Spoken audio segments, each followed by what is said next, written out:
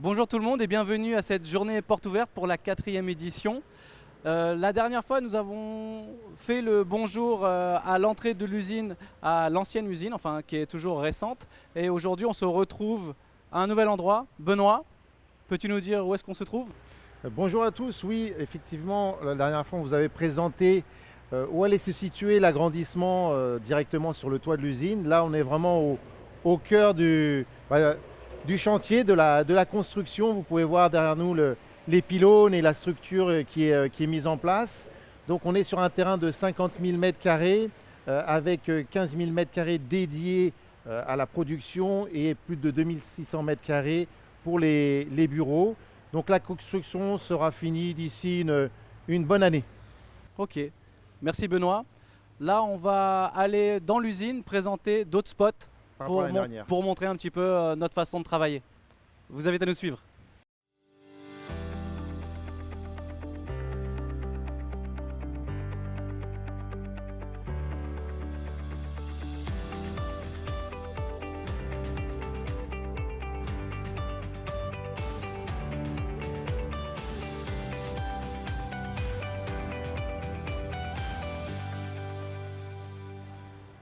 Donc on se retrouve ici sur notre stock de câbles. Donc comme vous pouvez le voir ici, on a plus de 7800 mètres carrés de stock. Et de nos jours, ça c'est une valeur qui est très sûre, on peut vous livrer très rapidement. On a plus de 1354 types de câbles différents, que ce soit du PVC, du pur ou du TPE. Les frais de coupe, c'est que à partir de la 10e. Donc n'hésitez pas, la longueur moyenne est de 43 mètres. On fait à peu près 11 000 coupes par semaine. Donc si vous voulez du câble, n'hésitez pas à nous demander. On va continuer notre chemin sur la prochaine station et vous faire découvrir l'usine. Donc après la visite de notre stock de câbles, je voulais particulièrement vous montrer cette partie-là parce qu'elle est très rarement filmée. C'est notre test à l'extérieur pour les très grandes courses. Donc on a ici une chaîne porte-câble de 200 mètres qui nous permet vraiment de tester la chaîne dans les conditions extrêmes, que ce soit température, et également nos câbles électriques et l'interaction entre la chaîne et nos goulottes. Toujours dans le but de pouvoir vous donner des durées de vie sur nos produits, quel que soit l'environnement ou l'ensemble de nos produits. Donc voilà, c'était vraiment un point que je souhaitais vous montrer. Et maintenant, on va continuer et puis on va aller à l'intérieur de l'usine.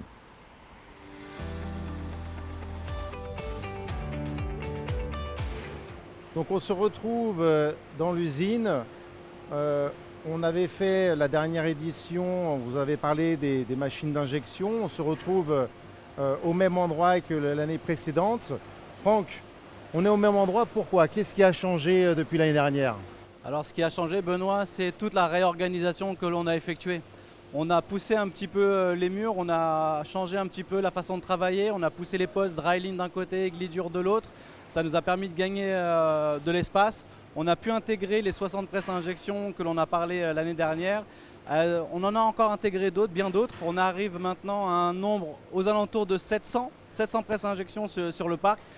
Nous avons encore des machines qui sont encore emballées, qui sont en attente d'être installées. Aujourd'hui, la société qui a légèrement plus que nous des presses à injection, c'est la société qui fabrique des petits jouets avec des bonhommes jaunes. Je ne vais pas dire le mot. Non, on ne peut pas le Non, dire. on peut pas dire le mot. Mais voilà, c'est ce fabricant de jouets qui a environ 1000 presses à injection. Pour moi, l'objectif, ça va être de dépasser. C'est sûr et certain qu'à un moment donné, on va y arriver avec les nouveaux locaux. Mais aujourd'hui, voilà, on a différentes tailles de presses à injection. On a aussi renouvelé notre parc parce qu'on avait des anciennes machines et ça nous a permis de gagner en efficacité sur la production et aussi sur les économies d'énergie. Ouais, l'économie d'énergie, en ce moment, je sais que c'est un point qui est important chez Igus et on travaille également sur les machines de production. Exactement. Et là, je vais vous présenter, on va aller sur la partie, j'appelle l'usine dans l'usine. Ça va être la partie de fabrication de nos propres moules pour nos presses à injection. Un point important. On appelle ça e-form. E-form. Allons-y. On va y aller. Donc comme Franck le disait, on se retrouve maintenant, c'est l'usine dans l'usine, donc c'est la partie, la fabrication de nos moules, un des points qui est très important pour la qualité de nos produits. Franck, on a combien de mètres carrés rien que pour e-form. Alors ici, on voit une petite partie, mais on a 1500 mètres carrés, on va dire, de production de moules. On a une centaine d'employés qui travaillent que sur cette partie-là. Et on va aller voir un peu plus loin, il y a les machines où on usine nos propres moules et on va vous donner le chiffre là-bas. Ok, allons-y. Donc Franck, tout à l'heure tu nous as parlé du nombre de personnes, de la superficie, mais quels sont nos moyens, nos outils? Alors ici, on est en plein cœur, Benoît, de notre production, donc la fameuse entité dans l'entité. Ici, on a 32 centres d'usinage. Les 32 centres d'usinage nous permettent de réaliser des nouveaux moules comme des anciens moules, en fait, où on les rénove. La maintenance. Et ce qui fait qu'aujourd'hui, on réalise en moyenne à peu près 1000 moules par an.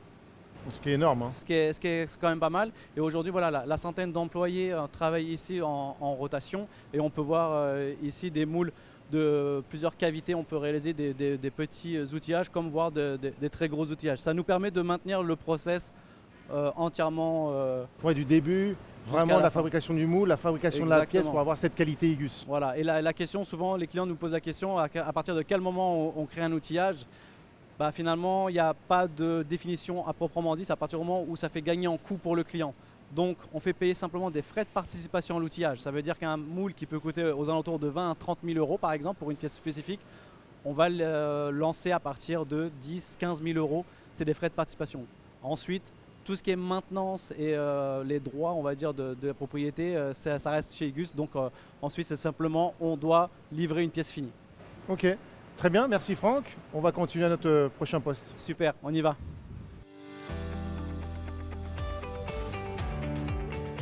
Donc tout à l'heure, on s'est trouvé dans le stock de câbles. Ici, on se retrouve sur une petite partie de nos stocks que nous avons, que ce soit pour les chaînes porte-câbles, pour les paliers, pour tout ce qui est connecteur ou pinoche.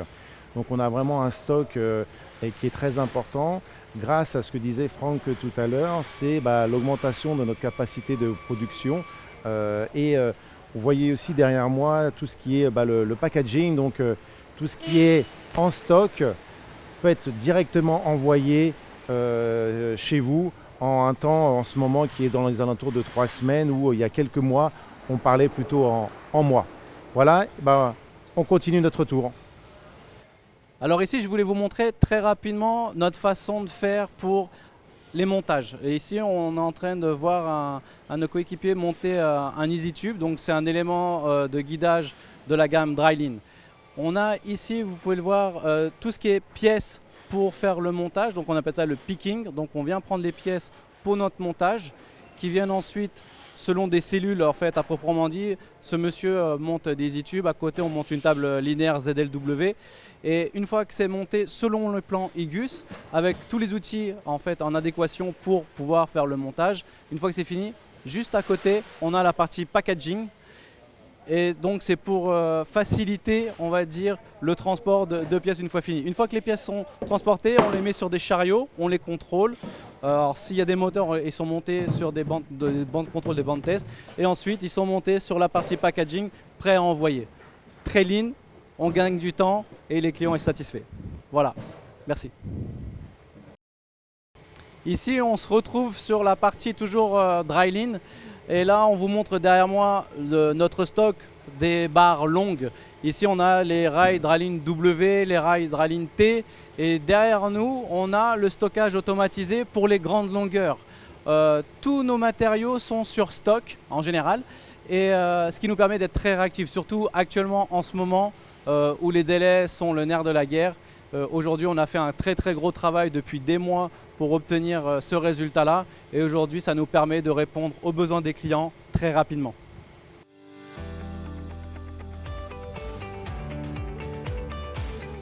Alors ici, nous nous retrouvons dans le bâtiment où on utilise 12 extrudeuses. C'est pour la partie des produits que l'on appelle les produits semi-finis. On arrive à obtenir à peu près 20 matériaux différents. Donc ici, on voit une partie des granulés que l'on prend et que l'on achemine par le biais de tuyaux et ensuite on amène ça à nos extrudeuses. On arrive à extruder des barres de matière allant du diamètre 10 mm jusqu'au diamètre 100 mm et on a à peu près 17 diamètres de mémoire. Donc on va vous présenter après avec un petit film des exemples de produits que l'on est en train de créer. Et il faut savoir qu'on est en train toujours de développer de nouveaux matériaux pour répondre à des demandes. Cette technologie nous permet de faire des produits à façon avant de partir sur un moule d'injection. Si vous avez un besoin de pièces spécifiques, on étudie votre besoin, on regarde les caractéristiques techniques et on vient, on va dire, choisir le bon matériau. On vient utiliser des barres de matière ou des plaques de matière et on vient usiner des pièces à façon. Et ensuite, vous pouvez faire vos tests. On va continuer. Ici, je vous montre un petit exemple de barre d'extrusion qu'on est en train de réaliser actuellement. On extrude 12 barres de matière d'un diamètre 20 sur un aiguille J. On peut voir que le process est assez lent pour sortir une barre de matière en longueur de 1 mètre. Ça peut prendre aux alentours de 2 à 3 heures, voire 5 heures pour des plus gros diamètres, pour sortir une seule barre, on va dire, d'un certain diamètre, et selon la matière.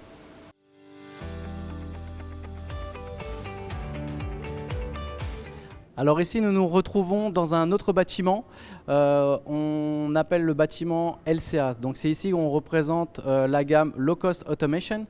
Et ici, plus particulièrement, on se retrouve sur le premier étage qui est le CTA, c'est le Customer Testing Area. C'est ici où on vient développer des solutions pour nos clients avec l'aide de RBTX, qui est une plateforme dédiée à la robotisation qui vient non seulement offrir nos solutions en robot, mais aussi proposer d'autres styles de robots et aussi avec les équipements qui viennent accompagner la robotisation. Ça peut être des pinces, ça peut être des ventouses de préhension. Et aujourd'hui, on a ici cette chance de pouvoir présenter l'ensemble de nos gammes. Vous pouvez voir ici le robot Delta. Donc ici, c'est la grande taille. On vient faire jusqu'à 60 coups minutes. On reprend nos ZLW avec nos moteurs et nos cartes de contrôle. Rapidement ici, on voit un portique 3 axes monté sur un GRR en fait avec un système de crémaillère. Ici, on vient montrer notre Roboling DP monté sur notre 7e axe, la ZLW. Ici, on a encore un petit portique. Et en fait, aujourd'hui, la solution que l'on propose avec RBTX, que vous voyez un petit peu en couleur violet, Igus c'est orange et RBTX est en violet, c'est une solution vraiment dédiée pour répondre rapidement aux besoins des clients. Avec un simple clic sur le site internet, vous pouvez prendre un rendez-vous en live et vous êtes directement ici en partage d'écran et on vient solutionner vos besoins pour répondre, on va dire, à des problématiques. Ici, on a la nouveauté, le robot Scara monté sur notre ZLW. Ici, c'est typiquement pour du pick and place à forte cadence, type médical. Et à côté, on a la solution qu'on a présentée au Global Industries qui est le Rebelle, notre nouveauté, robot 6 axes, à partir de 5 200 €. Et on peut aller jusqu'à 2 kg en préhension, idéal pour les petites applications de manutention où on a, on va dire, un besoin d'économie pour répondre à un problème. Voilà, je vous remercie. Je vais passer la main à Benoît Dos Santos pour continuer ce petit tour. Je vous remercie. On se retrouve sur un autre endroit pour les tests, mais de produits qui sont plutôt à la verticale et de grande dimension. On retrouve ici notre système de e-loop qui a été élaboré pour les plateformes de forage, pour les applications à la verticale où il y a des conditions qui sont très extrêmes. Donc notre e-loop permet de vraiment protéger tout ce qui est flexible, hydraulique et câble. Je voulais vous parler également de tout ce qui est connexion, ce qu'on appelle le shore power, donc c'est la connexion électrique des bateaux, des porte-containers et des ferries. On a aussi des produits pour répondre à ce type de demande. Donc on a la e-dispenser que vous pouvez voir en haut pour l'électrification des bateaux, mais plutôt sur des positions fixes où vous avez juste à suivre le montée-baisse du bateau lors de la marée ou de son chargement. On a également notre système IMSPO qui peut être positionné directement sur le flanc du quai, mais également sur le dessus du quai pour récupérer le câble qui descend des porte-containers pour pouvoir se connecter directement sur notre système automatisé qui va pouvoir se déplacer et se mettre exactement à la position pour récupérer les câbles qui arrivent des containers. Voilà, je voulais vous montrer cette partie-là aussi, qui sont des applications qui sont vraiment différentes de ce que l'on peut retrouver habituellement. Franck, on a fait le tour d'une partie de l'usine parce qu'on ne peut pas tout voir. Bah, là, merci pour tout le monde d'avoir regardé un petit peu et avoir pris le temps de voir un peu nos explications sur notre façon de travailler la nouvelle usine. Et on se retrouve maintenant sur le stand que l'on a pour vous présenter les nouveautés. Allez, on se retrouve là-bas, à tout de suite.